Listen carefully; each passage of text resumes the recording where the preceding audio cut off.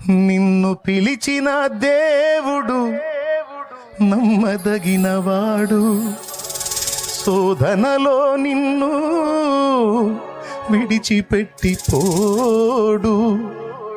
కంటి పాపల తోడుండి నిన్ను కాచుకుంటాడు, కన్న తండ్రిలా తోడుండి నిన్ను ఆదుకుంటాడు.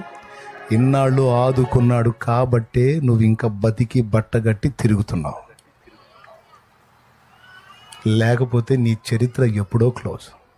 నీకు ఎదురైన పరిస్థితులకి నీకు అర్థం కాకుండానే నిన్ను వెంటాడాడు, ఆదుకున్నాడు, కాచుకున్నాడు, రక్షించుకున్నాడు.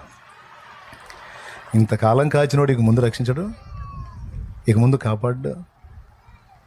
అవసరాన్ని బట్టి అగ్ని వంటి శ్రమలను రప్పిస్తున్నాడు. తగిన కాలం ముందు నువ్వు ఉంచమన్నా ఉంచడు.